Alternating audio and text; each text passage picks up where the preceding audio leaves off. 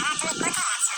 আমি আমার হাজবেন্ডের সঙ্গে দেখা করবো বলে বাড়ির বাইরে বেরিয়ে এসেছি, তুমি একটু তাড়াতাড়ি চলে এসো। এই বলে সে অটোতে করে উঠে সামনের দিকে চলে যায়। এরপর হঠাৎই আমরা দেখি একটা গলির মধ্যে থেকে অর্ণব চটপট বেরিয়ে যায় আর ইরাকে ফোন করে জানায় যে নার্সটা কিন্তু অটোতে করে সামনের দিকে যাচ্ছে।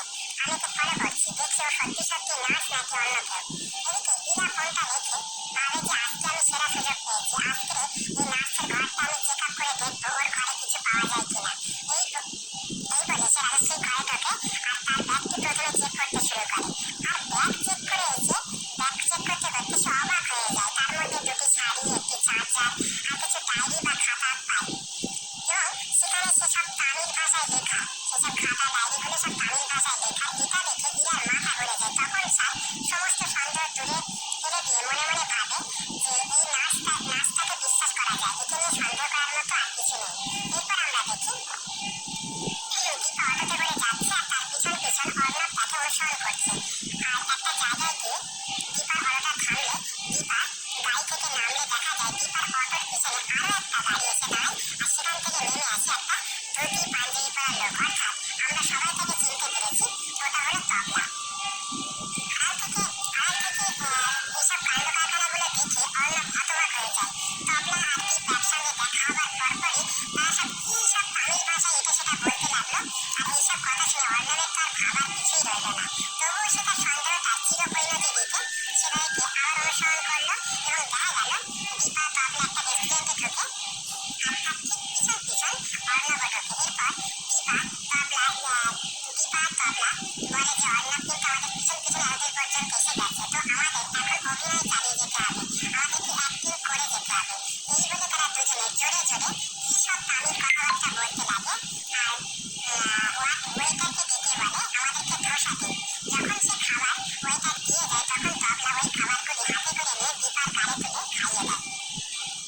আর এইরকম বেশ কিছুক্ষণ চলতে দেখে অর্ণব মনে মনে ভাবে আর চিন্তা করার কিছু নেই, এদের বিষয়ে কোনো সন্দেহের অবকাশ নেই, নার্স সত্যি নার্স ও দীপা না।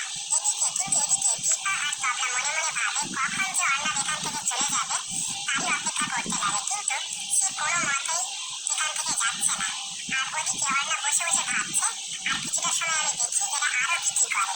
তো সর্বোপরি যখন অর্ণব সেখান থেকে যাচ্ছে না তখন দীপা আর তবলা সেখান থেকে উঠে একটু অন্যদিকে যায়। আর অর্ণব সেই মুহূর্তে উঠে দীপাদের বসে থাকা টেবিলের কাছাকাছি এসে ভাবতে থাকে। আর হঠাৎ করে দুই দিক থেকে দুই পাশে চলে আসে অর্ণবের পাশে আসে ওই তবলা আর দীপা।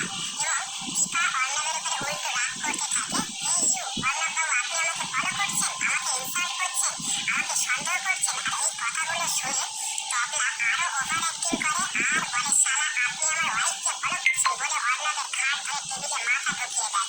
তখন দীপা তবলার হাত থেকে অর্ণবকে সরিয়ে নেয় আর বলে এই হচ্ছে আমার পার্টনার। তখন তবলা অর্ণবের ঘাড় থেকে হাতটা সরিয়ে নেয় আর তার হাতে হাত দিয়ে হাই হ্যালো করতে থাকে। এরপর দীপা তো প্রচন্ড রাগ দেখাতে থাকে অর্ণবকে। অর্ণব বাবু আপনি আমাকে ইনসাল্ট করছেন, আপনি আমাকে বিশ্বাস করেন না, আমি ডিল ক্যান্সেল করলাম, আমি এই ডিল করবো না। তখন অর্ণব বলে না না না না না না আমি সন্দেহ করছি না, আমি এখান থেকে এক্ষুনি চলে যাচ্ছি। তখন এই সমস্ত কথাগুলো শোনার পরে অর্ণব পুরো শিওর হয়ে গেছে যে গলাপ। তখন সে তড়িঘড়ি করে ওদেরকে শুভেচ্ছা জানিয়ে সেখান থেকে বের হয়ে যায়। এদিকে ইরা টেনশন করছে আর তবলা আর এদিকে দীপা টেনশন করছে আর তবলাকে বলছে ডাক্তারবাবু যে কখন আসবেন, ডক্টর সান্যাল যে কখন আসবেন। আর ঠিক তখনই তার উল্টো দিকের চেয়ার থেকে ডক্টর সান্যাল বলে ওঠে আমি এখানেই আছি। এবং তাকে দেখে দীপা এবং তবলা অবাক হয়ে যায় এবং তিনি মানে ডক্টর সান্যাল মুখে গোঁফ লাগিয়েছেন, মানে কি বলবো, পায়জামা পাঞ্জাবি পরেছেন, চুল কালার করেছেন, মানে সে এক দারুণ মুহূর্ত। এরপর ডক্টর সান্যাল দীপার কাছে এসে চেয়ারে বসে তিনজনের মধ্যে বিভিন্ন রকম কথোপকথন চলতে লাগে এবং ডক্টর সান্যাল দীপাকে একটা ওষুধ দেয়। ওষুধটা বলছে যে সূর্যকে খাওয়ালে সূর্যের কোনো ক্ষতি হবে না, সে ঘুমাবে। ডক্টর সান্যাল আরও বলে যে ওষুধটা নিয়ে তোমার কোনো ভয় নেই, এই ওষুধটা বাচ্চাদেরকেও দেওয়া যায়। তবে ওরা যে ওষুধটা প্রয়োগ করেছিল সেটা আমি পরীক্ষা করে দেখেছি, ওটা তো ওষুধ নয়, ওটা অ্যাকচুয়াল একটা বিষ যা সূর্যের নার্ভকে চিরতরে বসিয়ে ফেলতে পারে আর লাইফ টাইম প্যারালিসিস হয়ে যেতে পারত সূর্য। এরপর ডক্টর সান্যাল দীপাকে খুব প্রশংসা করতে থাকে যে তুমি জীবনে অনেক বড় হবে, তুমি অনেক বড় ইন্টেলিজেন্স। আর সান্যাল দীপাকে আরেকটা ছোট চিরকুটে কিছু তামিল ভাষা আর তার সঙ্গে বাংলা ট্রান্সলেট লিখে তাকে দেয়। আর সর্বোপরি সান্যাল আরও একটা জিনিস দীপাকে দেয়, দিয়ে বলে যে ডক্টর সান্যাল বলে যে আমার পক্ষ থেকে এটা তোমাকে একটা বর দিলাম। এরপর ডক্টর সান্যাল সেখান থেকে চলে যায়। আর আমরা দেখি সেনগুপ্ত বাড়িতে, তার পরবর্তী মুহূর্তে আমরা দেখি সেনগুপ্ত বাড়িতে প্রবীর একটা চিঠি নিয়ে এসে বাড়ির সবাইকে হাঁকডাক করতে থাকে আর বলে সোনারূপার স্কুল থেকে চিঠি এসেছে, আগামীকালই স্কুল মিটিংয়ে অ্যাটেন্ড করতে হবে। তো অ্যাটেন্ড করতে কে যাবে বলো তো? তখন